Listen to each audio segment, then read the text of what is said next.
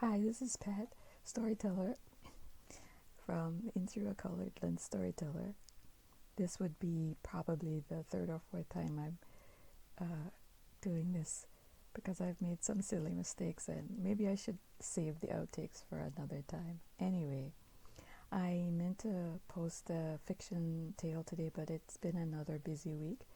So hopefully that'll be good for next Saturday. And because I promised to keep some structure in this channel by posting on Saturdays, today I will read another excerpt from my self-published ebook, In Through a Colored Lens. And I just want to stay faithful to the lovely people who keep coming back and supporting this channel and saying so many kind, positive things. So I haven't forgotten you, and I want to keep our company together. So I will read this excerpt, and hopefully it'll be useful for conversation or little internal conversation, or let me know your feedback, what your thoughts are on this issue. Here we go. This again is part of the opinion columns that had been posted over a 10-year period that are the collection in Through a Colored Lens. The title of this one is Beware of Harmful Unconscious Characterizations of One Another. A casual conversation with a fellow Jamaican became suddenly uncomfortable when the person made a reference to hair type that felt like being dragged 100 years into the colonial past. It can be difficult to acknowledge the ugly reality that far too many in our Black society see one another through the eyes of the dominant culture, even as we struggle to reclaim pride in ourselves through Black consciousness. We relentlessly fight against those repellent connotations, but have not yet escaped them.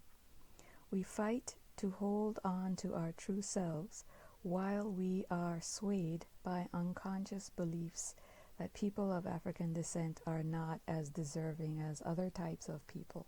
Often, without thinking, we allow an unacknowledged disdain as the measuring stick against what is considered superior, leaving us lacking in each other's eyes, whether we are willing to admit that or not.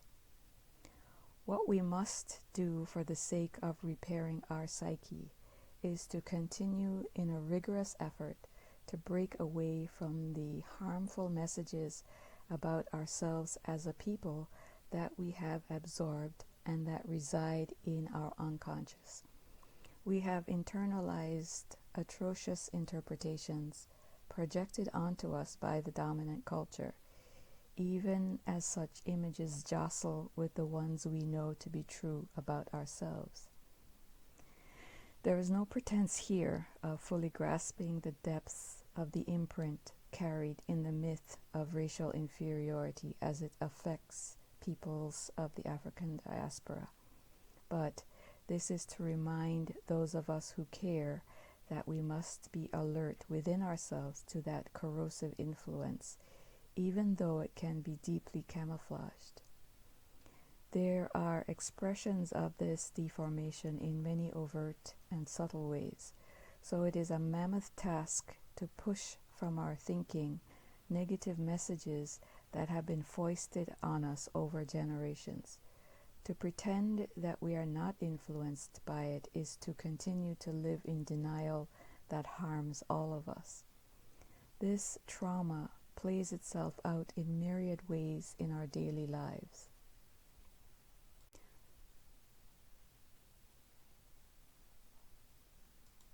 For one, the way we still elevate those among us with features that fall closer to that of Europeans. We reinforce these unconscious prejudices with sickening frequency in conversations like the one that somehow drew in mention of hair texture, giving tacit social superiority to people with straighter hair. It is wounding to take those hateful ideas and apply them to ourselves. Despite the individual and collective achievements of people of African descent throughout the world, we continue to echo these denigrations. There are no easy answers for how to dissolve these images, for how to view them with objectivity so that we can fully recognize them for the distortions they really are and disconnect from them, except, that is, to stand ready for when they surface and commit to replacing them with what we know to be absolutely true about ourselves as a people. Bob Marley had said, "Emancipate yourselves from mental slavery. None but ourselves can free our minds." And Marcus Garvey called on us as well. Up, up, you mighty race. We must respond to these calls, for we see the damage that has come from accepting a definition of ourselves that is not organic. So there you have it. What else to say? Yes, please leave your comments, your thoughts on this issue. Share your experience of it, your experience and your hope as we go forward with Black Futures Month. Thank you again for coming back and spending time with this channel.